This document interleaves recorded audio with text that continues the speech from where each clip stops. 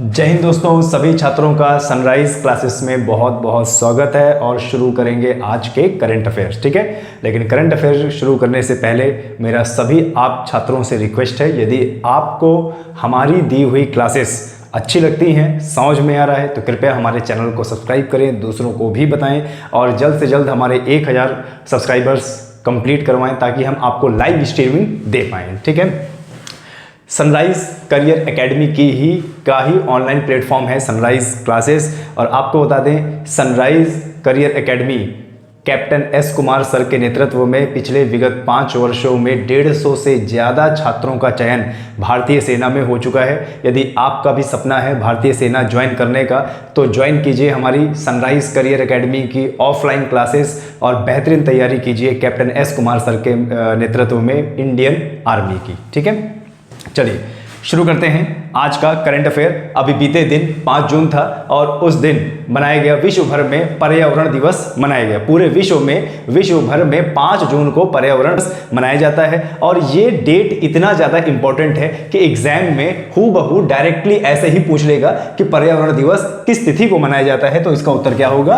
5 जून। ठीक है, 5 जून विश्व पर्यावरण दिवस। ठीक है, 5 जून विश्व पर्यावरण दिवस, याद रखना है। और इस बार 2024 की विश्व पर्यावरण दिवस 5 जून की, यानी इस बार जो बीत गया दिन, थीम क्या थी? भूमि बहाली, मरुस्थलीकरण और सूखा सहनशीलता। ठीक है, सूखा सहनशीलता। इस बार की थीम क्या थी? भूमि बहाली, मरुस्थलीकरण और सूखा सहनशीलता। आपके एग्जाम में डायरेक्टली किसी भी दिवस की, महत्वपूर्ण दिवस की थीम पूछ सकता है। ठीक है, तो इस बार 5 जून को विश्व पर्यावरण दिवस मनाया गया और उसकी थीम क्या थी? भूमि बहाली, मरुस्थलीकरण और सूखा सहनशीलता। ठीक है, देखिए हर बार संकल्प लिया जाता है पर्यावरण को बचाने के लिए, संरक्षण के लिए, लेकिन खाली संकल्प लेने से कुछ नहीं होता है। हर साल जिस तरीके से गर्मी बढ़ रही है और जिस तरीके से हमारे ध्रुव के जो ग्लेशियर हैं वो पिघल रहे हैं और हमारी कई प्रजाति जो है जीव जंतु प्रजाति विलुप्त हो रही है, तो इसमें ग्रीन हाउस गैस और ग्लोबल वार्मिंग को कम करने की ज़रूरत है। ज़्यादा से ज़्यादा पेड़ लगाएं और ज़्यादा से ज़्यादा वृक्षारोपण करें ताकि इस बढ़ती गर्मी को कम किया जा सके। ठीक है, चलिए आगे बढ़ते हैं थोड़ा सा।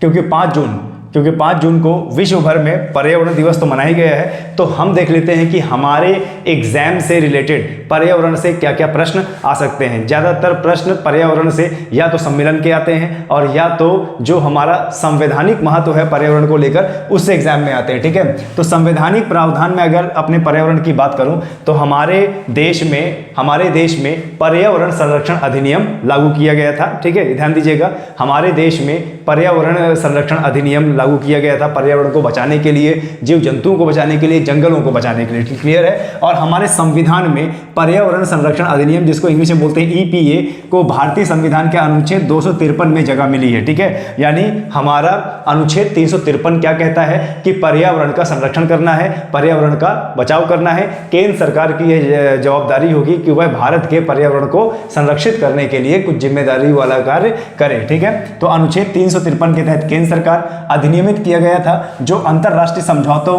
के प्रभावी करने के लिए कानून बनाने का प्रावधान करता है। ठीक है, तो देखिए संविधान में अनुच्छेद 253 के तहत प्रावधान किसका है? एनवायरमेंटल प्रोटेक्शन एक्ट, यानी पर्यावरण संरक्षण अधिनियम। वहीं हम राज्य सरकार की बात करें, ध्यान दीजिएगा, वहीं हम राज्य सरकार की बात करें तो राज्य सरकार का भी यह दायित्व बनता है और राज्य सरकार पर्यावरण बचाने के लिए प्रयास करेगी। कैसे? देखिए हमारे संविधान के भाग 4 में, हमारा संविधान का भाग 4 अनुच्छेद 36 से लेके 51 तक में, और ये कहता क्या है? राज्य के नीति निर्देशक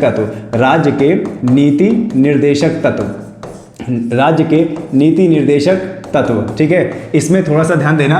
भाग 4, संविधान का भाग 4 अनुच्छेद 36 से 51, राज्य के नीति निर्देशक तत्वों में अनुच्छेद 48 कहता है कि राज्य सरकार प्रयास करेगी या राज्य सरकार ऐसी नीतियां लाएगी जिससे पर्यावरण को बचाया जा सके। ठीक है, तो ध्यान देना, संविधान का भाग 4 बहुत ज्यादा इंपॉर्टेंट है। ये एग्जाम में इसका एक न एक प्रश्न आना तय है। ठीक है, क्यों? क्योंकि भाग 4 में क्या है? भाग 4 के अनुच्छेद 36 से 51 तक राज्य के नीति निर्देशक तत्व हैं। ठीक है, यानी राज्य कल्याण कल्याणकारी योजनाएं अपने राज्य में लाएगी जिससे जनता का कल्याण होगा। तो इसी के अनुच्छेद 48A में कहा गया है कि राज्य ऐसा प्रयास करेगी या राज्य ऐसी नीतियां बनाएगी जिससे पर्यावरण की रक्षा होगी। चलो इसको पढ़ लेते हैं। संविधान का अनुच्छेद 48A निर्दिष्ट करता है कि राज्य, देखिए राज्य का मतलब राज्य सरकार पर्यावरण की रक्षा और सुधार करने तथा देश के वनों और वन्य जीवों की रक्षा करने का प्रयास करेगी। वहीं पर जहां पर्यावरण की बात संविधान के अनुच्छेद 253 में हुई और संविधान के भाग 4 में राज्य के नीति निर्देशक तत्व में हुई, तो आपको बता दें संविधान में पर्यावरण की बात संविधान के भाग 4 का में भी है और संविधान का भाग 4 जिसमें अनुच्छेद आता है 51 का, ठीक है, 51 का, जो हमारा क्या है, मौलिक कर्तव्य है, जो हमारा क्या है भाई, मौलिक कर्तव्य है, ठीक है। ध्यान देना, संविधान के भाग 4 का खंड में और अनुच्छेद 51 का खंड में जिसमें हमारे 11 मौलिक अधिकार दिए हुए हैं, इसमें भी अनुच्छेद 51A क्या कहता है कि यह प्रत्येक नागरिक का यह कर्तव्य होगा कि वह पर्यावरण की रक्षा करे। प्रत्येक नागरिक का यह कर्तव्य होगा कि वह पर्यावरण की रक्षा करे। तो ये तीनों पॉइंट आपके लिए पर्यावरण और संविधान की दृष्टि से बहुत ज्यादा इंपॉर्टेंट है। क्लियर है? चलिए आगे बढ़ते हैं और देखते हैं अगला हमारा क्या है। भारत के किस दिग्गज मुक्केबाज ने पेरिस ओलंपिक के लिए क्वालिफाई किया है? अभी हाल ही में भारत के किस दिग्गज मुक्केबाज ने पेरिस ओलंपिक के लिए क्वालिफाई किया? तो उत्तर क्या होगा? अमित पंघाल। उत्तर क्या होगा भाई? अमित पंघाल, ठीक है। ये है अमित पंघाल जिन्होंने अगले जो अभी नेक्स्ट ओलंपिक होने वाला है पेरिस में, उसके लिए इन्होंने मुक्केबाजी में क्वालिफाई किया, यानी बॉक्सिंग में इन्होंने क्वालिफाई किया, ठीक है। इसके बाद आपको नाम याद रखना है दीपा कर्माकर, ठीक है, दीपा कर्माकर, ठीक है। दीपा कर्माकर ये कौन है? ये हमारे भारत की पहली ऐसी महिला है जिन्होंने अभी जिम्नास्टिक में स्वर्ण पदक जीता है, ठीक है। पूरे भारत के आज तक के इतिहास में ये पहली ऐसी महिला बनी है जिन्होंने जिम्नास्टिक के क्षेत्र में भारत को स्वर्ण पदक दिलाया है। तो ये आपको याद रखना है। और एक और है क्या? डीपी मनु, ठीक है, डीपी मनु ने अभी भाला फेंक में, ठीक है, ध्यान देना, भाला फेंक में स्वर्ण पदक जीता है। भाला फेंक में क्या जीता है? स्वर्ण पदक जीता। डीपी मनु इन्होंने अभी ताइवान में हो रहे भाला फेंक प्रतियोगिता में इन्होंने अभी तक स्वर्ण पदक जीता है और उन्होंने कुल 81.8 मीटर लंबा जो भाला है उसकी जो फेंकने की लंबाई है 81.8 मीटर है। और जब खेलों की बात होती है तो नीरज चोपड़ा को नहीं भूलना है। नीरज चोपड़ा ने पिछले ओलंपिक में भाला फेंका था लगभग 88.9 मीटर और इस प्रकार से इन्होंने 88.9 मीटर भाला फेंककर एक विश्व रिकॉर्ड बनाया था। और ये जो तारीख थी वह थी क्या? 7 अगस्त। ये तारीख कौन सी थी? ये 7 अगस्त थी और 7 अगस्त को उस समय से घोषित कर दिया भारत का भाला फेंक दिवस, भारत का भाला फेंक दिवस, ठीक है, भाला फेंक दिवस, ठीक है, ध्यान देना, भाला फेंक दिवस घोषित कर दिया। आपसे एग्जाम में पूछा जा सकता है कि 7 अगस्त को किस रूप में मनाया जाता है? उत्तर क्या होगा? भाला फेंक दिवस। या भाला फेंक दिवस कब मनाया जाता है? तो उत्तर क्या होगा? 7 अगस्त को, ठीक है। चलिए आगे बढ़ते हैं। किसने इंदिरा गांधी परमाणु अनुसंधान केंद्र यानी IGCAR, किसने इंदिरा गांधी परमाणु अनुसंधान केंद्र कलपक्कम, तमिलनाडु के कलपक्कम के नए निदेशक के रूप में कार्यभार संभाला? यानी अभी ये नए चेयरमैन बने हैं इस संस्था के, किसके? इंदिरा गांधी परमाणु अनुसंधान केंद्र के। तो उत्तर क्या होगा? चंद्रशेखर गौरीनाथ करहाड़कर, ठीक है, चंद्रशेखर गौरीनाथ करहाड़कर, ये हैं चंद्रशेखर गौरीनाथ करहाड़कर और इन्होंने अभी इंदिरा गांधी परमाणु अनुसंधान केंद्र जो कि हमारे तमिलनाडु के कलपक्कम में है, अभी इनके नए चेयरमैन बने हैं, ठीक है। और बात करें इंदिरा गांधी परमाणु अनुसंधान केंद्र की, तो इंदिरा गांधी परमाणु अनुसंधान केंद्र की स्थापना हुई थी 1971 में। कहां हुई थी? 1971 में। और ये कहां पे है? ये तमिलनाडु के कलपक्कम में है। क्लियर है? तमिलनाडु के कलपक्कम में है। क्लियर है? तो ये आपको ध्यान देना है, ठीक है। चलिए आगे बढ़ते हैं और देखते हैं कि हमारा क्या 21वीं शांग्री-ला वार्ता, 21वीं शांग्री-ला वार्ता सिंगापुर में समाप्त। अभी हाल ही में 2 जून को सिंगापुर में, ध्यान दीजिएगा, अभी हाल ही में 21वीं शांग्री-ला वार्ता सिंगापुर में समाप्त हुई है। और ये शांग्री-ला वार्ता ये है क्या? शांग्री-ला वार्ता ये पूरे एशिया के डेमोक्रेट्स की, एशिया के जितने भी डेमोक्रेट्स हैं इसमें भाग लेते हैं और एशिया के सुरक्षा के लिए इसमें रणनीति बनाई जाती है, स्ट्रेटेजी बनाई जाती है कि कैसे हम अपने एशिया को सुरक्षित कर सकें और विदेशी जैसे आक्रमण होते हैं या कोल्ड वॉर होता है या अर्थव्यवस्था में जो डाउनफॉल होता है या बैंकिंग प्रणाली है, किसी भी क्षेत्र में अपने एशिया को सुरक्षित कैसे रखें, इसके लिए अभी शांग्री ला वार्ता कहां पे संपन्न हुई है, सिंगापुर में। एशिया प्रशांत क्षेत्र की प्रमुख रक्षा बैठक शांग्री ला संवाद या एशियाई सुरक्षा शिखर सम्मेलन का 21वां संस्करण 2 जून 2024 को सिंगापुर में समाप्त हुआ। तो आपसे पूछ सकता है कि शांग्री ला बैठक किससे संबंधित है, तो ये एशिया के रक्षा से संबंधित है। ठीक है, चलिए आगे बढ़ते हैं। चलिए यहाँ पे बात हुई है सिंगापुर की, चलो देखते हैं सिंगापुर का मैप देख लेते हैं। ठीक है, यहाँ पे मैप की बात हुई है तो सिंगापुर का मैप देख लेते हैं। ठीक है, देखिए ये हमारा एशिया का मैप है, ये हमारा एशिया का मैप है, थोड़ा सा इसको जूम करते हैं। ये हमारा एशिया का मैप है और एशिया के देखिए ये हमारा भारत है, ये हमारा भारत है और भारत से आप दक्षिण पूर्व की दिशा की ओर जाएंगे, भारत से आप दक्षिण पूर्व की दिशा की ओर जाएंगे तो देखिए यहाँ पर देखिए ये म्यांमार है, ये थाईलैंड है और यहाँ पर क्या है, ये मलेशिया है और मलेशिया पे यहाँ पे छोटा सा एक देश है जो मलेशिया से लगा हुआ है, सिंगापुर। तो यहाँ पे है क्या, सिंगापुर। ठीक है, और बाकी आप अगर ये पूरे देश देखोगे तो ये आसियान देश है। कौन से देश है भाई, ये आसियान देश है। ठीक है, ये ध्यान देना, यानी association of south east Asian nation, association of south east Asian nation, यानी जो दक्षिण पूर्व के देश है उनका एक संगठन जिसको बोलते हैं आसियान। आसियान में पहले 10 सदस्य हुआ करते थे, लेकिन वर्तमान में कितने हैं, 11। अगर आपसे पूछ ले कि आसियान में कितने देश हैं वर्तमान में, तो उत्तर क्या होगा, 11। ठीक है, तो जरा 11 कौन कौन से जरा देख लेते हैं। आसियान में कौन कौन से 11 देश हैं, तो देखो म्यांमार 1 और थाईलैंड 2, लाओस 3 और वियतनाम 4, कंबोडिया 5, मलेशिया 6 और यहाँ पे जो सिंगापुर है, सिंगापुर जिसमें अभी शांग्री ला वार्ता हुई है, ये हो गया 7 और ये जो हरा हरा जितना भी दिख रहा है ये इंडोनेशिया 8 और यहाँ पर क्या है, फिलीपींस 9 और यहाँ पर जो ब्रुनोई देख रहे हैं ये क्या हो गया 10 और यहाँ पर एक छोटा सा द्वीप देश है तिमोर लिस्ते, ये इसका 11वां सदस्य है। आपके एग्जाम में पूछ सकता है कि भैया आसियान का 11वां सदस्य कौन सा है, तो उत्तर क्या होगा इसका, तिमोर लिस्ते। ठीक है, तो यहाँ पर है सिंगापुर और देखिए यहाँ पे जो एक देश है मलेशिया और यहाँ पे जो देश है इंडोनेशिया, इसके बीच में एक जल संधि है जिसको बोलते हैं क्या, जिसको बोलते हैं मलक्का की जल संधि। क्या बोलते हैं, मलक्का की जल संधि। और विश्व की सबसे लंबी जल संधि है मलक्का की जल संधि, जो हमारे अंडमान सागर और चीन सागर को जोड़ती है। अंडमान सागर और चीन सागर को जोड़ती है कौन सी, मलक्का जल संधि। और 2 भूभागों को अलग करती है, कौन कौन, मलेशिया और इंडोनेशिया को। मलेशिया और इंडोनेशिया को अलग करने वाली विश्व की सबसे लंबी जल संधि मलक्का की जल संधि। ठीक है,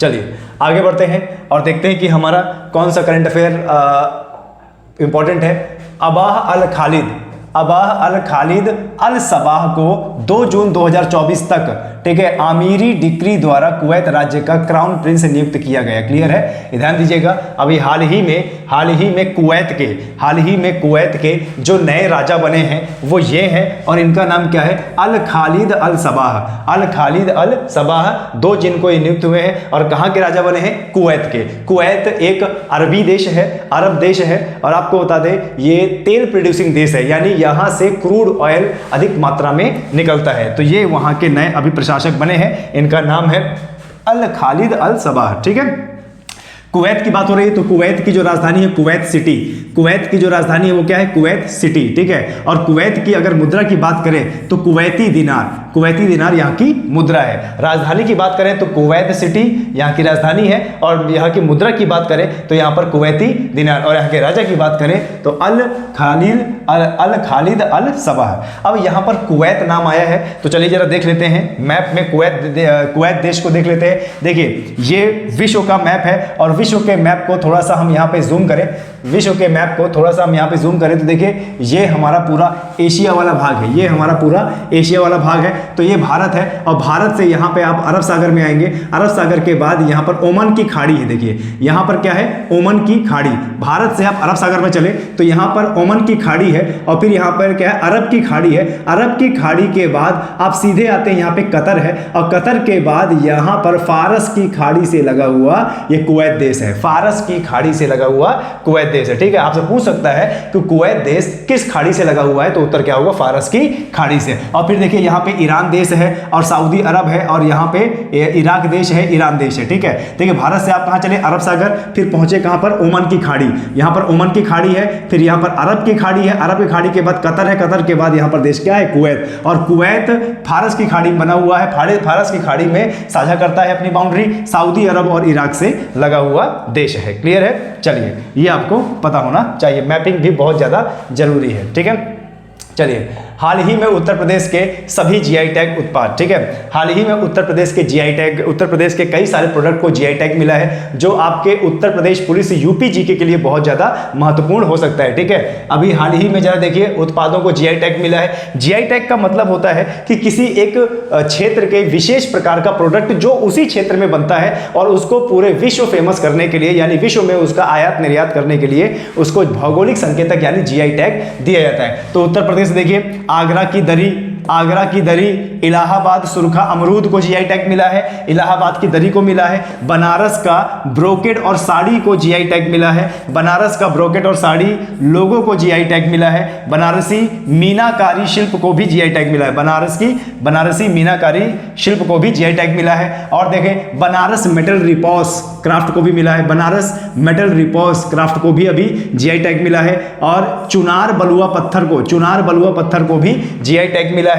और फर्रुखाबाद प्रिंट को जीआई टैग मिला है। फिरोजाबाद कांच यूपी का फिरोजाबाद कांच के प्रोडक्ट के लिए बहुत ज्यादा फेमस है, एग्जाम में आता है, तो ये इसको जीआई टैग मिला है। और गाजीपुर वॉल हैंगिंग को अभी हाल ही में जीआई टैग मिला है, ठीक है। लेकिन अभी बात करें कि पिछले साल यानी 2023 में उत्तर प्रदेश के किन प्रोडक्ट को जीआई टैग मिला है, तो वो ये है, ठीक है। यानी 2023 का है, तो अभी आप करंट अफेयर के लिए आपके एग्जाम में आ सकता है, यूपी जीके में आ सकता है, यानी यूपी के एग्जाम में आ सकता है, ठीक है। 2023 में अमरोहा का ढोलक, इसको जीआई टैग मिला है, ये बहुत ज्यादा इंपॉर्टेंट है, इसको छपते जाइएगा, ठीक है। अमरोहा का ढोलक इसको जीआई टैग मिला है। महोबा का गोरा पत्थर इसको जीआई टैग मिला है। मैनपुरी तारकशी 2023 में इसको जीआई टैग मिला है। संभल हॉर्न क्राफ्ट को 2023 में जीआई टैग मिला है। बागपत होम फर्निशिंग को जीआई टैग मिला है। बाराबंकी हैंडलूम प्रोडक्ट, ये सब यूपी के हैं, ध्यान देना,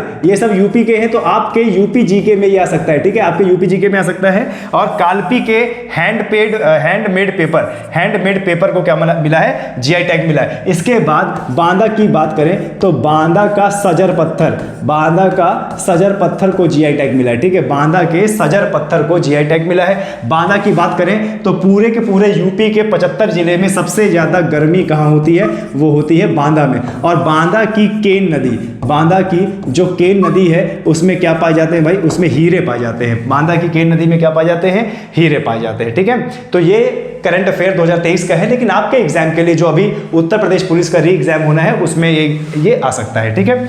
चलिए आगे बढ़ते हैं और जरा देख लेते हैं कुछ हमारे बहुत इंपॉर्टेंट, कुछ हमारे अति महत्वपूर्ण युद्ध अभ्यास कि अभी हाल ही में किन किन देशों के साथ हमारा युद्ध अभ्यास हुआ है, ठीक है। तो युद्ध अभ्यास की बात करें और देश की बात करें तो टाइगर ट्रम्प, ठीक है, ये काफी बार एग्जाम में पूछा जाता है कि भैया टाइगर ट्रम्प कहाँ का युद्ध अभ्यास है, तो टाइगर ट्रम्प ये युद्ध अभ्यास अमेरिका और भारत के साथ होता है, ठीक है, अमेरिका और भारत के साथ होता है टाइगर ट्रम्प। देखिए ट्रम्प वहां के राष्ट्रपति थे, तो ट्रम्प से याद रखना ट्रम्प, तो टाइगर ट्रम्प कहाँ का है, अमेरिका और भारत का। काजिंद की बात करें, काजिंद तो भारत और कजाकिस्तान, काजिंद कहाँ का है, भारत और कजाकिस्तान। शिन्यू मैत्री भारत और जापान का है, शिन्यू मैत्री भारत और जापान का युद्ध अभ्यास है। और एक्स ईस्टर्न ब्रिज ये कहाँ का है, भारत और ओमान का, ठीक है। इसके साथ साथ एक युद्ध अभ्यास और याद रखना, मालाबार युद्ध अभ्यास। कौन सा भाई, मालाबार युद्ध अभ्यास, ये याद रखना, ये काफी बार एग्जाम में आता है। और इंग्लिश में इसको क्या बोला जा रहा है, क्वाड बोला जाता है, ठीक है, इंग्लिश में इसको क्या बोला जाता है, क्वाड बोला जाता है। क्वाड का मतलब 4 देशों का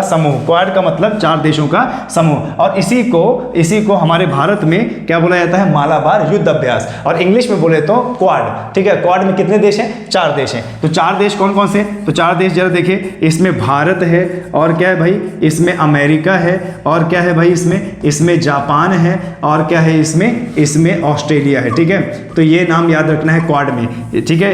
साफ एग्जाम में पूछता है कि क्वाड युद्ध अभ्यास में इनमें से कौन सा देश नहीं है, तो आपको 4 देश याद रखने हैं, इसके सिवा और कोई देश उसमें नहीं है, ठीक है। चलिए आगे बढ़ते हैं। एक्सपोसैट। एक्सपोसैट भारत का पहला ध्रुवीय मिशन।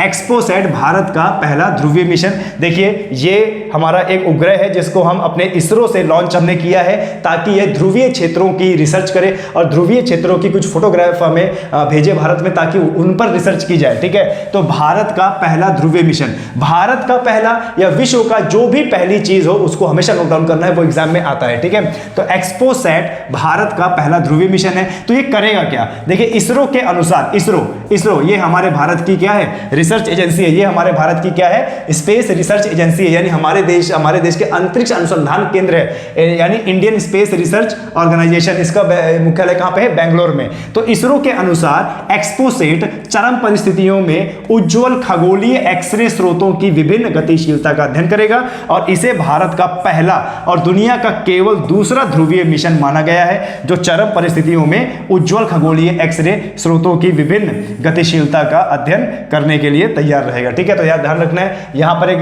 संस्था आई है क्या? इसरो हमारे भारत की क्या है? स्पेस एजेंसी है। वहीं पर अगर हम बात करें तो जापान की स्पेस एजेंसी का नाम क्या है? जाक्सा। ठीक है, क्या है भाई? जाक्सा। वहीं बात करें कोरिया की, तो कोरिया की क्या है? कासा। कोरिया की स्पेस एजेंसी का नाम क्या है? कोरिया की स्पेस एजेंसी का नाम क्या है? कासा। और वहीं हम बात करें अमेरिका, तो अमेरिका की स्पेस एजेंसी का नाम क्या है भाई? नासा। क्या नाम है? नासा नाम है। ठीक है, तो ये याद रखना है आपको एग्जाम में। ठीक है, चलिए आगे बढ़ते हैं और देखते हैं कौन कौन से हमारे इंपॉर्टेंट हैं अभी। चलिए इस मिशन के बारे में आपने जान लिया, आगे बढ़ते हैं और देखते हैं तमिलनाडु के नाम पर कुड्डालोर तट पर मोरे ईल की नई प्रजाति पाई गई है। ठीक है, ये ध्यान देना है किस चीज की नई प्रजाति पाई जा रही है या कौन सी प्रजाति विलुप्त हो रही है, इसके बारे में आपको जानना पड़ेगा। तमिलनाडु के नाम पर कुड्डालोर तट पर मोरे ईल की नई प्रजाति पाई गई है। ईल एक प्रकार की मछली की प्रजाति होती है जो अपने अंदर से लगभग 600 अपनी स्किन में 600 वॉट तक का करंट मार देती है। ठीक है, 600 वोल्ट तक का करंट मार देती है। ये है वो ईल मछली जो कि हमारे अभी पाक की खाड़ी के समुद्र के आसपास है और इसकी एक नई प्रजाति पाई गई है। ठीक है, तमिलनाडु के नाम पर कुड्डालोर तट पर मोरे ईल की नई प्रजाति की खोज की गई है। ठीक है, तो किस प्रजाति की? ईल की खोज की गई है और उसका नाम क्या दिया गया है? मोरे ईल पर। कहां पर? कुड्डालोर में, और ये कहां पे है? तमिलनाडु में। ठीक है, तो भारतीय कृषि अनुसंधान परिषद की एक वैज्ञानिक टीम ने तमिलनाडु के कुड्डालोर तट से एक नई प्रजाति की मोरे ईल मछली का खोज किया है और नई प्रजाति को जिम्नोथेरेक्स तमिलनाडुएंस नाम दिया। देखिए इसका नाम भी याद रखना, ये बहुत इंपॉर्टेंट है आपके एग्जाम के लिए। इस नई प्रजाति की जो ईल की मछली है, नई प्रजाति है, इसका नाम क्या दिया है? जिम्नोथेरेक्स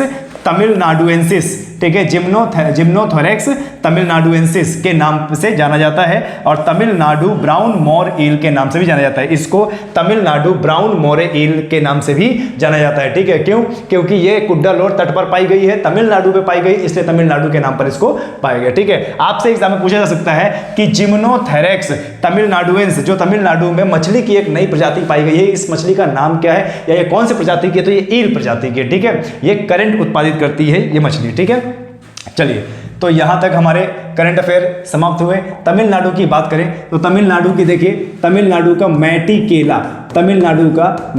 केला को जीआई टैग मिला है। तमिलनाडु के मैटी केला को जीआई टैग मिला है और जीआई टैग की बात करें तो देखिए अमरोहा ये सी बकथॉर्न, लद्दाख का सी बकथॉर्न फल, ये बहुत ज्यादा एग्जाम पूछा था, सी बकथॉर्न फल। ठीक है, लद्दाख का सी बकथॉर्न फल। ठीक है, भारत की अंतिम भूमि, ध्यान देना, भारत की अंतिम भूमि ये भी कहां पे है? तमिलनाडु में। एग्जाम में आ जाए कि भारत की अंतिम भूमि क्या है तो वो होगा रामेश्वरम। क्या है? वो हो गया रामेश्वरम। लेकिन अगर पूछ लिया जाए कि मुख्य भारत का दक्षिण बिंदु क्या है, मुख्य भारत का दक्षिण बिंदु, तो वो क्या है? कन्याकुमारी। ठीक है, मुख्य भारत का दक्षिण बिंदु क्या है? कन्याकुमारी। लेकिन संपूर्ण भारत का दक्षिण बिंदु बोला जाए तो वो क्या है? इंदिरा पॉइंट। क्या है भाई? इंदिरा पॉइंट है। देखिए तीनों में फर्क है।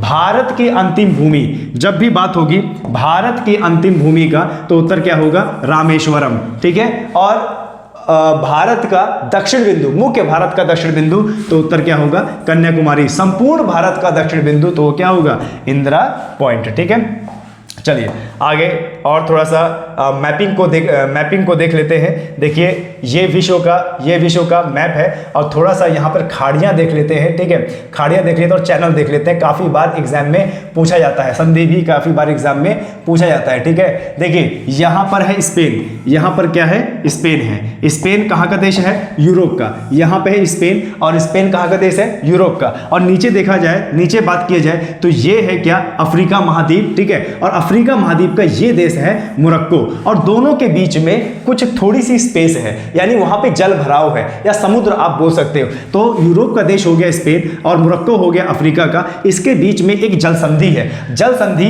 जो दो देशों को जोड़, जो दो समुद्र को जोड़ती है। तो यहां पर है क्या, भूमध्य सागर, भूमध्य सागर, यहां पर है भूमध्य सागर। और यहां पे क्या है, एस के आकार का अंध महासागर, अंध महासागर। ठीक है, तो जो जल संधि भूमध्य सागर और अंध महासागर को जोड़ती है उसको बोलते हैं क्या, जिब्राल्टर, जिब्राल्टर की जल संधि। उसको क्या बोलते हैं, जिब्राल्टर की जल संधि। तो ये आपके एग्जाम में आ सकता है, इसको ध्यान दीजिएगा।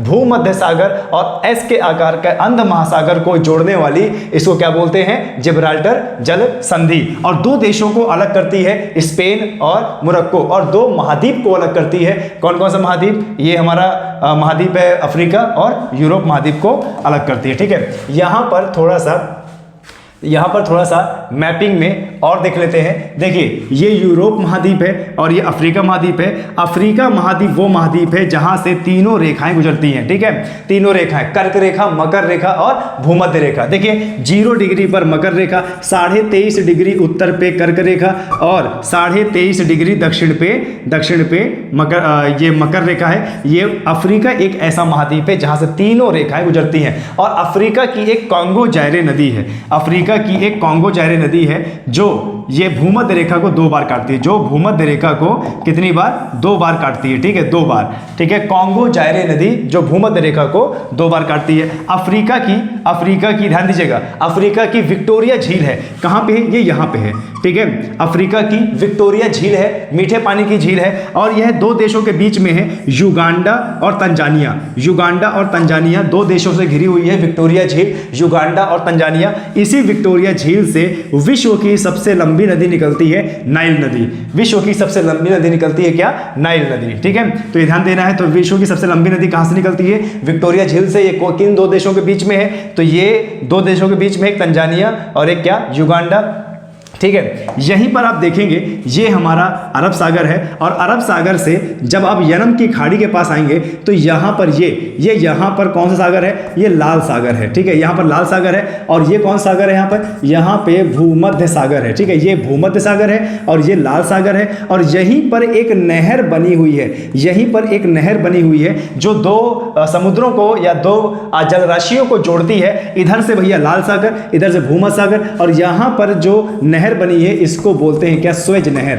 इसको क्या बोलते हैं, स्वेज नहर। तो स्वेज नहर ये भूमध्य सागर और लाल सागर को जोड़ने का काम करती है। नतीजा, जो भी व्यापारिक जहाज होते हैं, ये इतना बड़ा समुद्री जो रास्ता है इसको बचाती है। ठीक है, यानी कोई भी समुद्री जहाज यहीं से आकर ये यमन की खाड़ी से और यहाँ लाल सागर से स्वेज नहर होते हुए भूमध्य सागर में आ सकता है। क्लियर है, ये पता होना चाहिए आपको। अफ्रीका की बात करें तो अफ्रीका का अधिकांश क्षेत्र एटलस पर्वत श्रृंखला से घिरा हुआ है, और यहाँ पर विश्व का सबसे बड़ा मरुस्थल है, जिसको क्या बोलते हैं, विश्व का सबसे बड़ा मरुस्थल, जिसको क्या बोलते हैं हम, जिसको बोलते हैं सहारा मरुस्थल। ठीक है, और यहीं पर ही देखिए, जब भी हम समुद्र की बात करेंगे, सागर की बात करेंगे, तो एक लाइन से सागर देखिए ये भूमध्य सागर है। ये कौन सागर है, भूमध्य सागर है। ठीक है, इसके बाद यहां पर देखिए, यहां पर कौन सा सागर है, काला सागर है। ठीक है, यहां पे कौन सा सागर है, काला सागर है। यहां पे कौन सा सागर है, यहां पे कैस्पियन सागर है। कौन सा, कैस्पियन सागर। और यहां पे कौन सा सागर है, यहां पे अरल सागर है। ठीक है, तो एक लाइन सागर हुए, देखिए ये एक लाइन सागर हुए। पहला कौन सा है, भूमध्य सागर, फिर और पूर्व में जाएंगे तो क्या है, काला सागर, और उसके बाद और जाएंगे यहां पर तो कैस्पियन सागर, और क्या है, अरल सागर। ये नाम याद रखना है, ये काफी बार एग्जाम में आता है कि आप पश्चिम से पूर्व में जाएंगे तो सबसे पहले कौन सागर पड़ेगा, या तीसरे नंबर पे कौन सागर पड़ेगा। छोटे छोटे सागर की बात हो रही है। आप यहां स्पेन से पूर्व की ओर जाएंगे तो देखिए पहले भूमध्य सागर है, और दूसरा काला सागर है, तीसरा कैस्पियन सागर है, और चौथा क्या है, अरल सागर है। ठीक है, और जब भी बात होगी कैस्पियन सागर की तो विश्व की सबसे बड़ी खारे पानी की झील, विश्व की सबसे बड़ी खारे पानी की झील क्या है? कैस्पियन सागर झील। विश्व की सबसे बड़ी खारे पानी की झील क्या है? कैस्पियन सागर झील, ठीक है। और विश्व की सबसे लंबवत झील भी है क्या? कैस्पियन सागर झील। क्लियर है? चलिए, बहुत बढ़िया, ये आपको पता होना चाहिए। देखिए यहां पर क्या है? इंग्लैंड, यूरोप का एक देश है, यहां पर क्या है? इंग्लैंड, और यहां पे क्या है? फ्रांस। तो यहां पे भी एक जल संधि बनती है। ये इंग्लैंड है और यहां पे देश है फ्रांस, यहां पे भी एक जल संधि बनती है, और जल संधि जो बनती है उसको बोलते हैं क्या? English channel. उसको क्या बोलते हैं भैया? English channel. यहां पे ब्रिटेन और फ्रांस को अलग करने वाली जो जल संधि है उसको बोलते हैं इंग्लिश चैनल। क्योंकि ये दो भूभाग को अलग कर रही है, ब्रिटेन और फ्रांस को, तो जाहिर सी बात है दो समुद्र को भी जोड़ रही होगी। तो समुद्र को जोड़ती है कौन सी? ये अंध महासागर को जोड़ती है। और यहां पे क्या है? उत्तरी सागर। यहां पे क्या है? उत्तरी सागर को जोड़ती है। कौन कौन सा? देखिए यहां पे जो इंग्लिश चैनल है, इंग्लिश चैनल दो राशियों को जोड़ रही है, जल राशि अंध महासागर और क्या? उत्तरी सागर। और दो भूभाग को अलग कर रही है क्या? ब्रिटेन और फ्रांस, ठीक है। चलिए किसी दिन आपका मैपिंग का भी हम एक विशेष लेक्चर यहां पर देंगे आपको। आज शाम के 8 बजे पर्यावरण संबंधित लेक्चर आने वाला है, 5 जून, क्योंकि 5 जून को हमारा पर्यावरण दिवस था। उसी से रिलेटेड हमारे विश्व में पर्यावरण से लेकर और जलवायु को परिवर्तन को लेकर जितने भी हमारे सम्मेलन हुए हैं उससे रिलेटेड एक वीडियो शाम के आएगा, देखना ना भूलें। तब तक के लिए जय हिंद, जय भारत।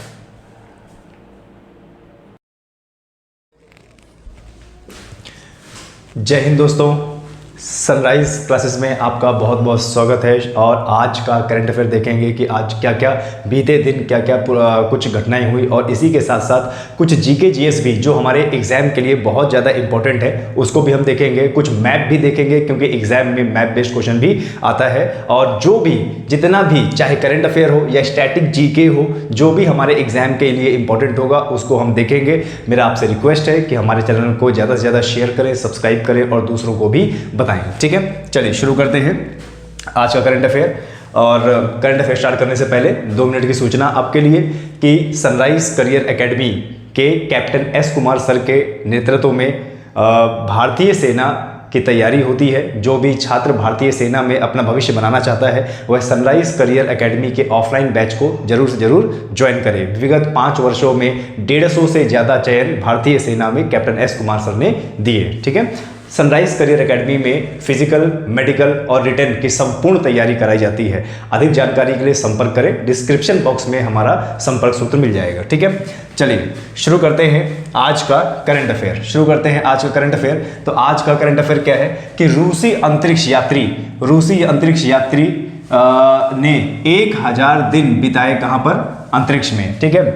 ध्यान दीजिएगा, ये रूसी अंतरिक्ष यात्री हैं और इन्होंने अभी हाल ही में, तो ये रूसी अंतरिक्ष यात्री हैं और इन्होंने हाल ही में अभी कहाँ पर? अंतरिक्ष में 1000 दिन बताए हैं, ठीक है। सभी छात्र मुझे कमेंट करके बताएं कि इनका नाम क्या है, ठीक है। इनका नाम क्या है?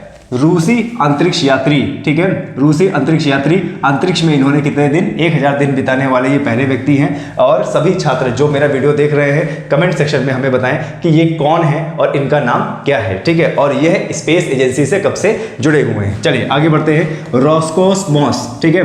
रोस्कोसमॉस ये क्या है? ये रूस की, ध्यान देना, यह रूस की क्या है? रूस की यानी रशिया की क्या है?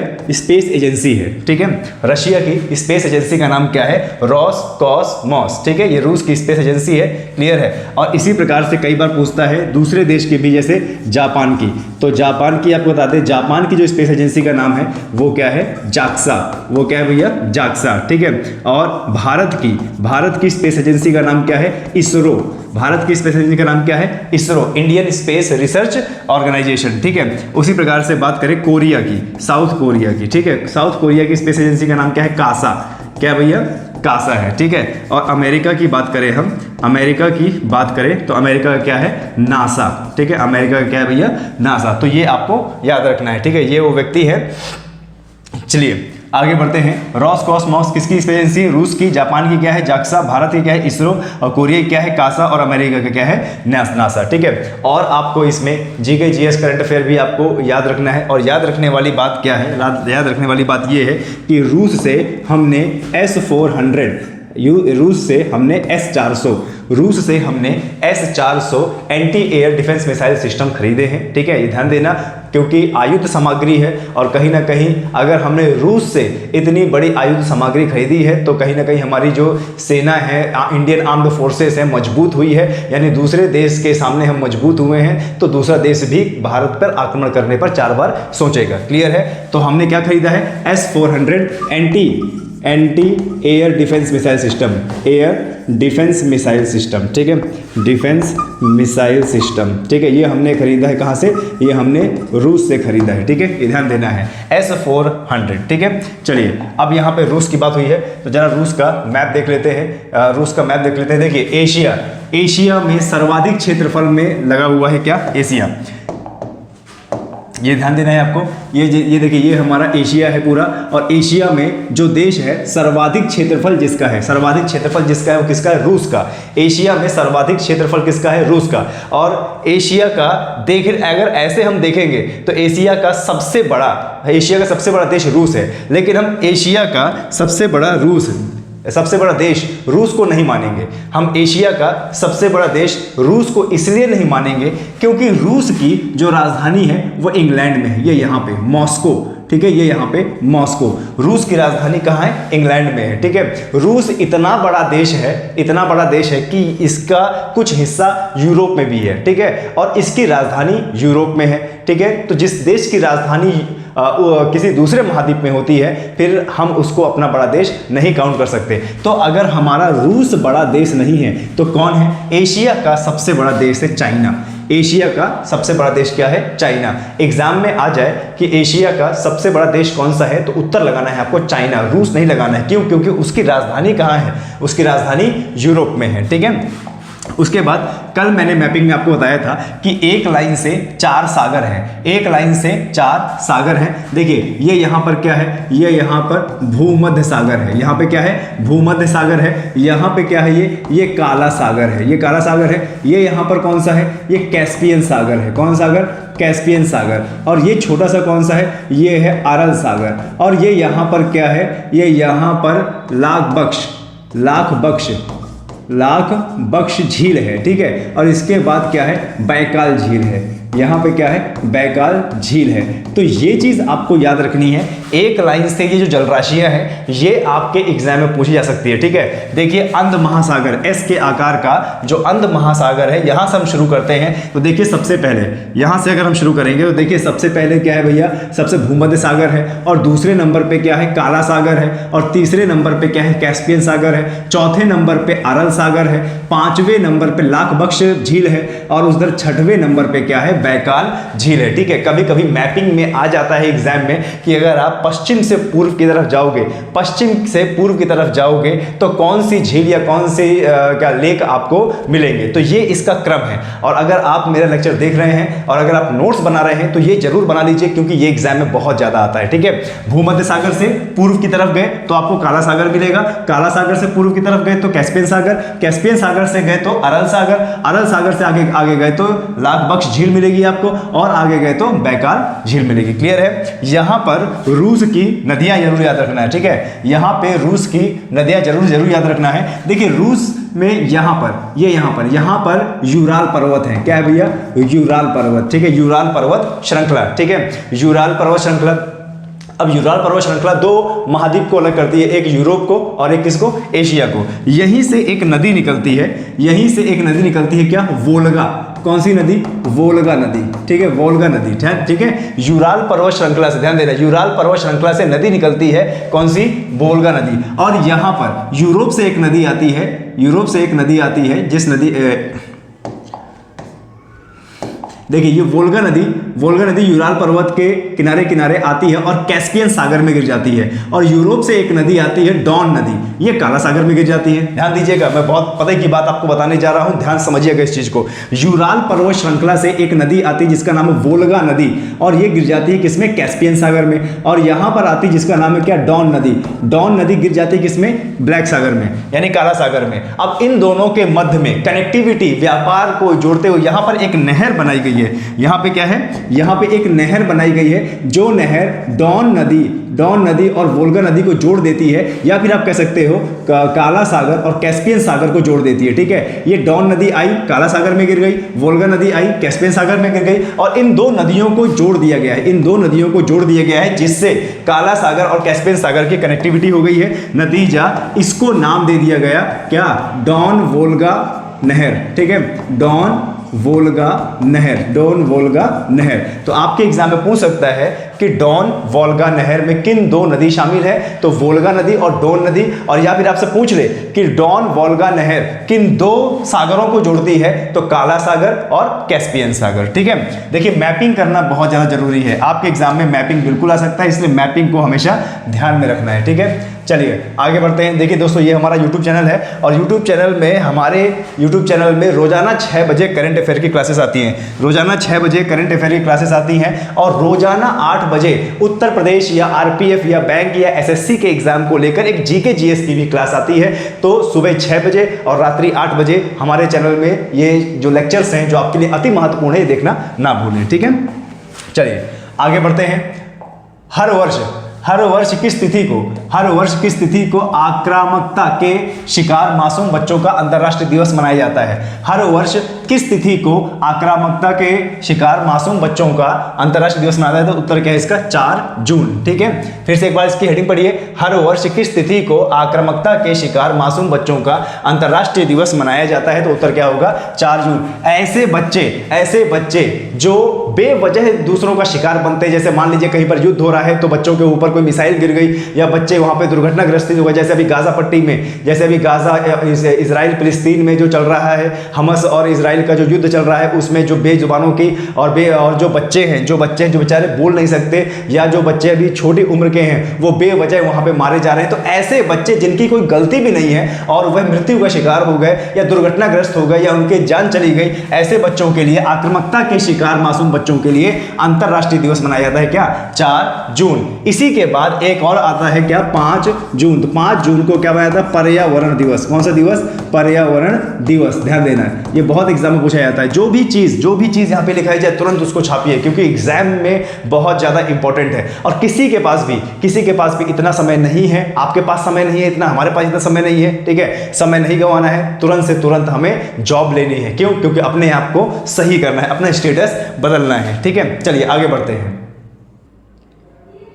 बढ़ते हैं और देखते हैं कि और दूसरा क्या करंट अफेयर है। ठीक है, प्रसिद्ध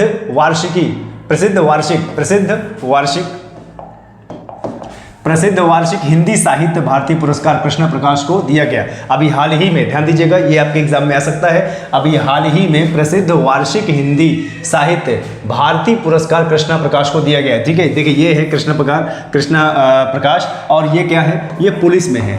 ठीक है, ये कहाँ पे भैया, ये पुलिस में है, और इनको हाल ही में अभी हिंदी साहित्य का भारतीय पुरस्कार दिया गया है। ठीक है, यहाँ पर नाम आया, ध्यान दीजिएगा, यहाँ पे नाम आया है किसका भाई, यहाँ पे नाम आया है हिंदी का।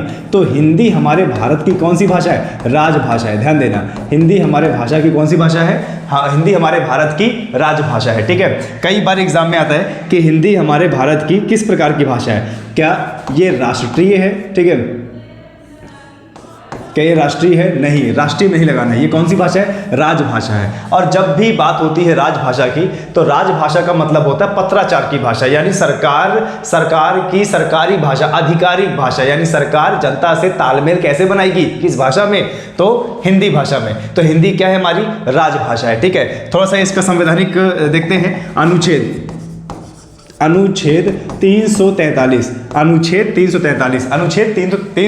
क्या कहता है, अनुच्छेद 343 कहता है कि हिंदी क्या है, राजभाषा है। ठीक है, ये ध्यान देना है, संविधान में काफी बार पूछा गया है कि किस अनुच्छेद के तहत हिंदी भारत की राजभाषा है, तो अनुच्छेद 343 के तहत हिंदी क्या है, राजभाषा है। और हमारे संविधान में, ध्यान देना, संविधान में हमारे संविधान की कौन सी अनुसूची, 8वीं अनुसूची, कौन सी अनुसूची, 8वीं अनुसूची, ठीक है, ये ध्यान देना, संविधान की 8वीं अनुसूची में 22 भाषा, कितनी भाषा, 22 भाषा को मान्यता दी गई है, ठीक है, संवैधानिक मान्यता दी गई है, कितनी, 22 भाषाओं को। तो ये 2-3 चीजें है ना, ये आपको याद रखना है। क्यों याद रखना है? क्योंकि एग्जाम में बार बार पूछता है, बार बार, ठीक है। हिंदी भारत की क्या है भैया, राजभाषा है और राष्ट्रीय भाषा नहीं है। अनुच्छेद 343 में यह जिक्र किया गया है कि हिंदी भारत की आधिकारिक भाषा है, राजभाषा है, ना कि राजकीय भाषा। और हमारे संविधान के 8वीं अनुसूची में 22 भाषा, कितनी भाषा भाई, 22 भाषाओं का उल्लेख है। इसका मतलब संवैधानिक मान्यता प्राप्त है, ठीक है। यहीं पर हम बात करेंगे थोड़ा यूपी की, ठीक है, थोड़ा यूपी की बात करेंगे। देखिए यूपी की 2 राजभाषा है, ठीक है, 2 आधिकारिक भाषा है। यूपी की कितनी राजभाषा है भाई, 2 राजभाषा। यूपी की 2 आधिकारिक भाषा है। एक क्या है भैया आपका, एक है हिंदी है और एक क्या है, उर्दू है। एक क्या है, उर्दू है, ठीक है, ध्यान देना। हिंदी की 2 राजभाषा, यूपी की 2 राजभाषाएं हैं, एक हिंदी है और एक उर्दू है। तो उर्दू में काफी बार एग्जाम में आता है कि उर्दू राजभाषा कब बनी, तो 1989 में बनी। कब बनी, 1989 में। यूपी की दूसरी उर्दू भाषा कब बनी, 1989 में बनी है, क्लियर है। और आपको बता दें, हिंदी, भारतीय हिंदी दिवस कब मनाया जाता है, 14 सितंबर को, ठीक है, ध्यान देना, 14 सितंबर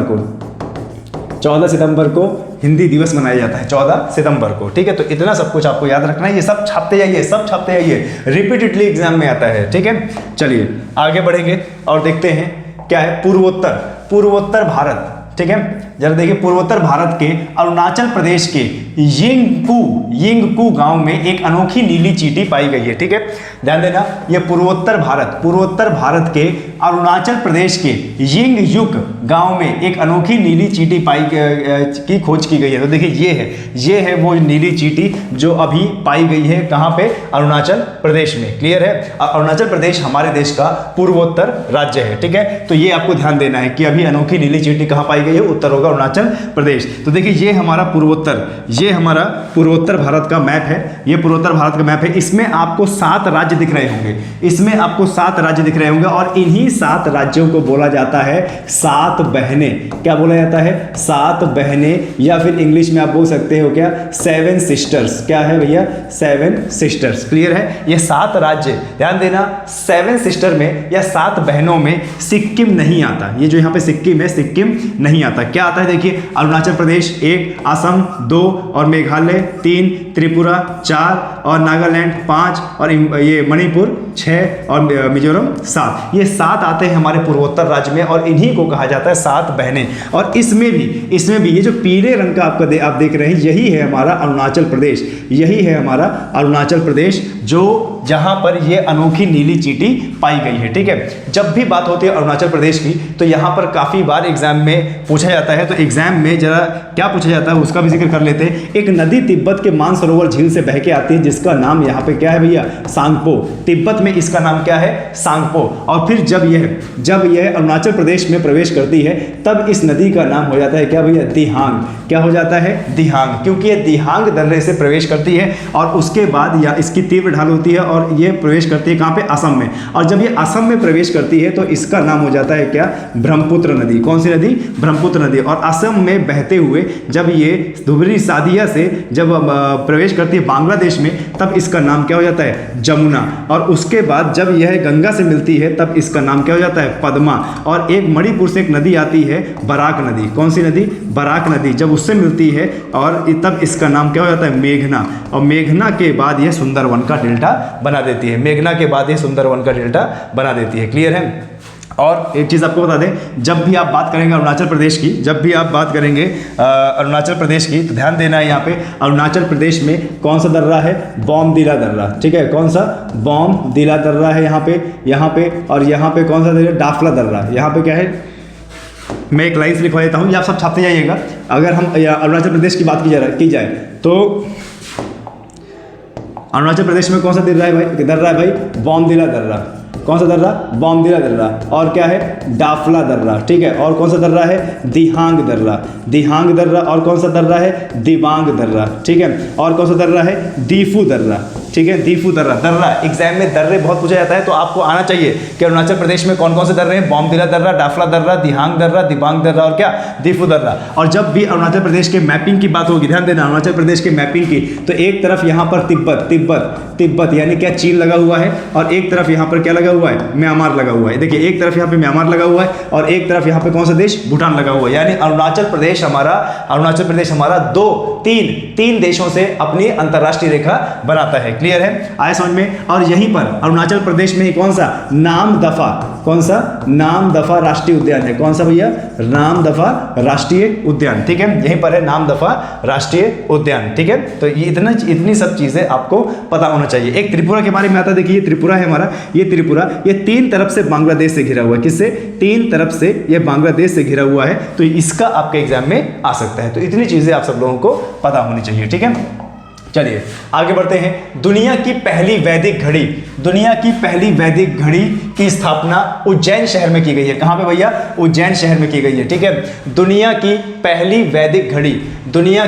वैदिक घड़ी की स्थापना कहां पे की गई है, उज्जैन में। देखिए जब हमारे देश में ऋग्वैदिक काल चल रहा था, और ऋग्वैदिक काल में उस समय के लोग जब इलेक्ट्रॉनिक घड़ी या ये हाथ वाली घड़ी नहीं हुआ करती थी, तो उस समय लोग कैसे अपना समय देखते थे, तो उसी की तर्ज पर उज्जैन में क्या बनाया गया, एक वैदिक घड़ी बनाई गई है, ठीक है। तो आपसे एग्जाम में पूछ सकता है कि दुनिया की पहली वैदिक घड़ी कहां पे है, उज्जैन में, मध्य प्रदेश के उज्जैन में। देखिए ये है वैदिक घड़ी, और जिस तरीके से इसका डिजाइन है, अपने ये कैलकुलेशन से ये समय बताती है कि अभी वर्तमान में क्या समय हुआ है, ठीक है। तो ध्यान रखना है, दुनिया की पहली घड़ी कहां पे है, उज्जैन में। और देखिए जब भी हम उज्जैन की बात करेंगे, तो उज्जैन सबसे ज्यादा किसका उत्पादन करता है, सोयाबीन का। उज्जैन सबसे ज्यादा किसका उत्पादन करता है, सोयाबीन का। और ध्यान देना, सोयाबीन अनुसंधान केंद्र, क्या भैया, सोयाबीन अनुसंधान केंद्र भी कहां पे है, सोयाबीन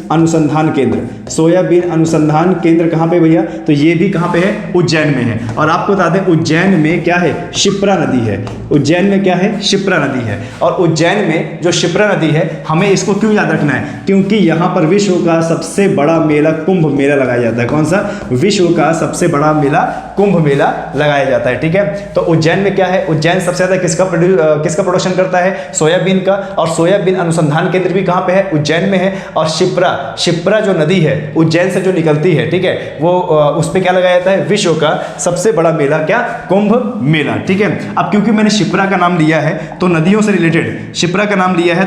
रिलेटेड भी एक चीज आप जाइए, देखिए एक नदी जो कहाँ से निकलती है, महू से निकल के आगे यमुना में मिल जाती है। किसमें, यमुना में, ठीक है। ये यमुना नदी है और यमुना नदी मिल जाती है। तो ये जो नदी कौन सी है, ये नदी है भैया कौन सी, चंबल, जो कहाँ से निकलती है, ये निकलती है जनापाव पहाड़ी से। कहाँ से भैया, जनापाव पहाड़ी से निकलती है। और ये कहाँ पे है, महू, जहाँ पर बाबा भीमराव अम्बेडकर का जन्म हुआ है, ठीक है, जहाँ पर भीमराव अम्बेडकर का जन्म हुआ है। तो इसमें कई सारी नदी आके मिलती है। पहले कौन सी नदी हम नाम करेंगे भैया, शिप्रा नदी, ठीक है।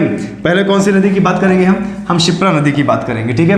ध्यान देना, शिप्रा नदी आके मिलती है इसमें, ठीक है। और इसी में पार्वती नदी, पार्वती नदी इसमें आके मिलती है। और इसी में मिलती है कौन सी, कूनो नदी, इसी में आके मिलती है कूनो नदी। ये चंबल नदी है जो महू के जनापाव पहाड़ी से निकलती है, और ये नदी आगे चल के यमुना नदी मिलती है, और यही नदी यमुना की सबसे लंबी सहायक नदी है। और इसमें शिप्रा नदी, पार्वती नदी और कूनो नदियां मिलती है। और यहीं पर है कूनो राष्ट्रीय अभ्यारण्य, यहीं पर क्या है, कूनो राष्ट्रीय अभ्यारण्य। और एग्जाम में पूछा जाता है कि भारत की कौन सी नदी बीहड़ का निर्माण करती है, तो भारत की चंबल नदी बीहड़ का निर्माण करती है। चलिए आगे बढ़ते हैं और देखते हैं कि हमारा क्या करंट। चलिए आगे बढ़ते हैं और आपको बता दें, मध्य प्रदेश को नदियों का मायका कहा जाता है, ठीक है। और सबसे ज्यादा टाइगर रिजर्व कहां पे है, मध्य प्रदेश में। सबसे ज्यादा टाइगर है भी कहां पे, मध्य प्रदेश में, ठीक है। तो याद रखना है। चलिए आगे बढ़ते हैं। WCR यानी वेस्टर्न सेंट्रल, पश्चिमी मध्य रेल ने किया बैटरी से चलने वाले डुअल मोड लोकोमोटिव नवदूत का विकास। ठीक है, ध्यान देना, अभी हाल ही में पश्चिमी मध्य रेलवे ने बैटरी से चलने वाला एक इतना बड़ा, देखिए बैटरी से चलने वाला ये इंजन का भी निर्माण किया है। और ये दो प्रकार से है, ये बैटरी से भी चल सकता है और ये जो इंजन है ये तेल से भी चल सकता है, डीजल से भी चल सकता है। यानी जब बैटरी की जरूरत पड़े तो बैटरी से चला लो और जब तेल से जरूरत पड़े तो डीजल से चला लो। ठीक है, तो इसको बनाया किसने है? इसको पश्चिमी मध्य रेलवे ने बनाया। किसने बनाया भाई? पश्चिमी मध्य रेलवे ने इसको बनाया है। ठीक है, तो ये ध्यान रखना है, यह इंजन दोनों मोड यानी बैटरी और बिजली पर चलता है और वर्तमान में इसका प्रयोग ट्रायल आधार पर जबलपुर, मुदवाड़ा और अन्य स्टेशनों पर ट्रेनों के शटिंग के दौरान किया जाता है। ठीक है, तो ध्यान रखना है, अभी हाल ही में हमारी इंडियन रेलवे के पश्चिमी मध्य रेलवे विभाग ने इसको बनाया है। अभी ये एक ऐसा इंजन है जो बैटरी और डीजल दोनों से चल सकता है, तो ये आपको ध्यान रखना है। ठीक है, चलिए आगे बढ़ते हैं। देखिए, झीलों के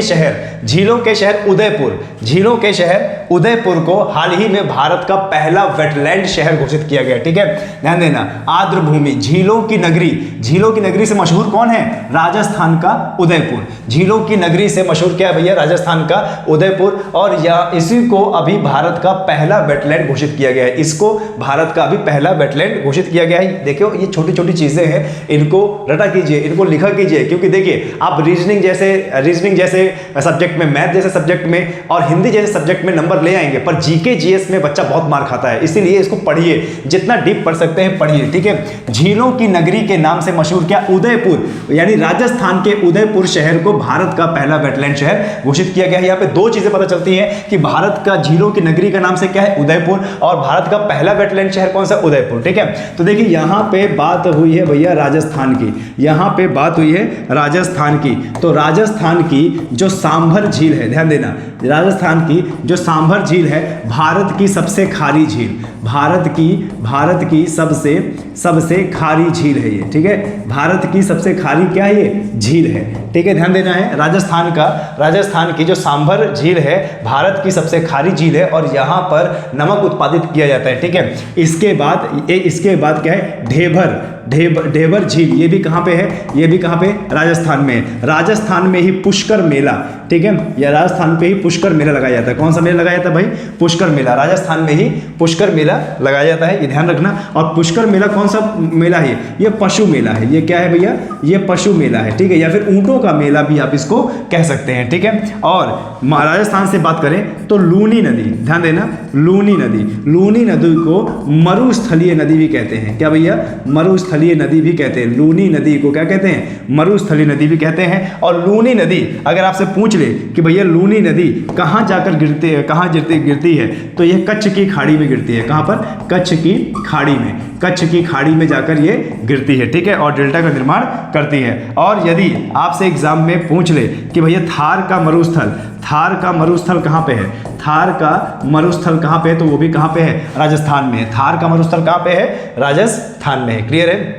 चलिए, ये चीज़, इतनी सारी चीज़ें आपको कम से कम याद रखनी पड़ेगी। और विश्व की सबसे लंबी नहर, ध्यान देना, विश्व की सबसे लंबी नहर तो कौन सी है? वह इंदिरा गांधी नहर है। ठीक है, इंदिरा गांधी नहर है। और अगर पूछ ले कि ये इंदिरा गांधी नहर कहाँ से निकाली गई है, तो ये सतलुज नदी से निकाली गई है। कहाँ से भैया? सतलुज नदी से निकाली गई है। ठीक है, और पूछ ले कि राजस्थान के कितने जिलों को ये अपना पानी देती है, तो राजस्थान के 5 जिले को यह अपना पानी देती है। ठीक है, तो इतनी सारी चीजें आप लोगों को पता होनी चाहिए। ठीक है, चलिए आगे बढ़ते हैं। मिजोरम में अभी हाल ही में, यानी पिछले साल का करंट अफेयर है, मिजोरम में हाल ही में उड़ने वाली छिपकली की नई प्रजाति खोजी गई है, जो हमारे देश का पूर्वोत्तर राज्य है। कौन सा? मिजोरम में अभी हाल ही में उड़ने वाली छिपकली की नई प्रजाति पाई गई है और इस उड़ने वाली छिपकली का नाम कह दिया गया है गेको मिजोरमेंसिस। ठीक है, हाल ही में अभी उड़ने वाली जो छिपकली पाई गई है, छिपकली की प्रजाति पाई गई है, कहां पर? मिजोरम में। तो इसको अभी हाल ही में मिजोरमेंसिस नाम दिया गया है। ठीक है, अब देखिए यहां पर नाम आया है किसका? मिजोरम में। तो मिजोरम में कौन सी जनजाति पाई जाती है? मीजो जनजाति। कौन सी? मीजो जनजाति पाई जाती है। मीजो जनजाति।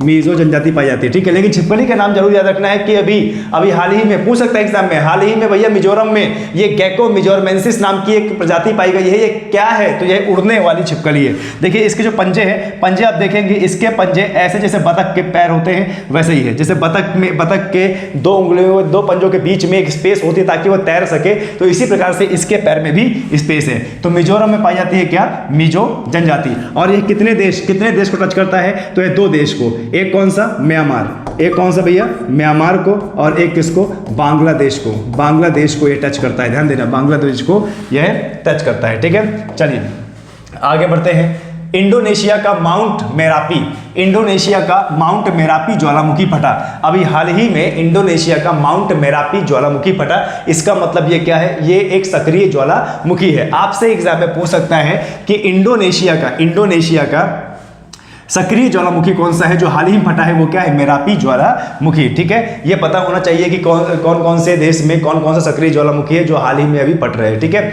देखिए यहाँ पे बात हुई है किसकी? इंडोनेशिया की। तो इंडोनेशिया की राजधानी, इंडोनेशिया की जो राजधानी है, राजधानी क्या है भैया? राजधानी है जकार्ता। क्या है भैया? जकार्ता। और जकार्ता आसियान की भी राजधानी है। किसकी? आसियान की भी राजधानी है क्या? जकार्ता। राजधानी देखिए, इंडोनेशिया जो देश है, जो एशियन देश है, इसकी राजधानी जकार्ता तो है, लेकिन ये आसियान जो एक एशिया का एक संगठन है, ठीक है, एशियाई उत्तर दक्षिण पूर्वी एशियाई का एक संगठन है आसियान, उसका भी सेंटर कहाँ पे है? जकार्ता में है। और आपको बता दें इसकी जो नई राजधानी है, ठीक है, नई राजधानी, इसकी नई राजधानी क्या है? नूसंतारा। क्या भैया? नूसंतारा, ठीक है, नूसंतारा।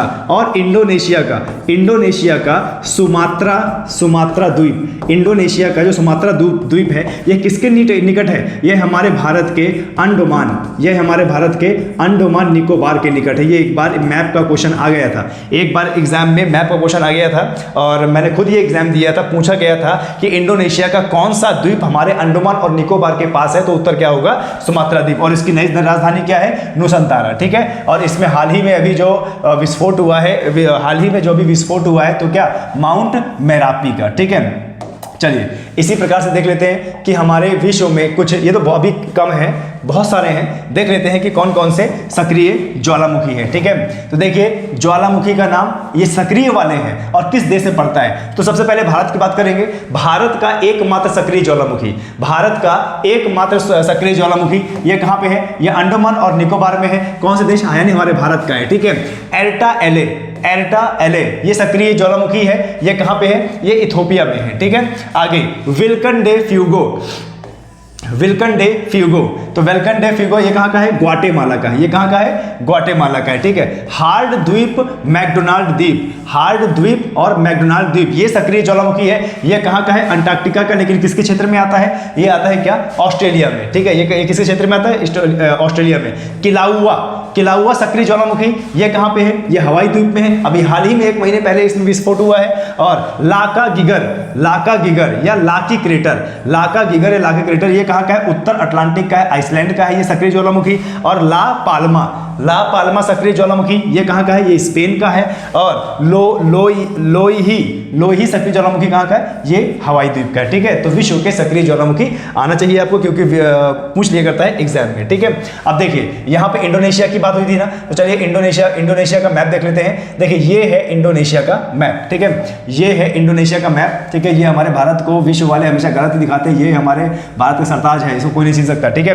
देखिए ये जितना भी आपको यहाँ पे हरा हरा दिख रहा है ना, ये द्वीप देश है। और ये कौन सा देश है? ये इंडोनेशिया है, ठीक है। ये क्या है? इंडोनेशिया। और यहाँ पर हमने एक संगठन को पढ़ा था जिसका नाम क्या है? आसियान। जिसका नाम क्या है भैया? आसियान। और आसियान का फुल फॉर्म क्या होता है? Association of south east Asian nation, association of south east Asian nation, यानी जितने भी दक्षिण पूर्वी देश हैं उनका एक संगठन, उनका एक आर्थिक संगठन। जितने भी हमारे दक्षिण पूर्वी देश हैं उनका क्या है? एक आर्थिक संगठन। तो चलो देख लेते लेते हैं कि ये जो आसियान है इसमें कुल कितने सदस्य हैं। आपके एग्जाम में पूछ रहे कि भैया आसियान में कितने सदस्य हैं, तो बताओगे क्या, वो 11। पहले कितने थे, 10, और अभी कितने हैं, 11। वर्तमान में आसियान में कितने सदस्य हैं, 11। तो जरा देख लेते हैं कौन कौन से मेंबर हैं यहाँ पे। जरा देखिए ये मैप है, और देखिए म्यांमार पहला, थाईलैंड दूसरा, लाओस तीसरा, चौथा वियतनाम, कंबोडिया 5 और मलेशिया 6, सिंगापुर 7, इंडोनेशिया 8, ब्रुनोई, देखिए ब्रुनोई 9,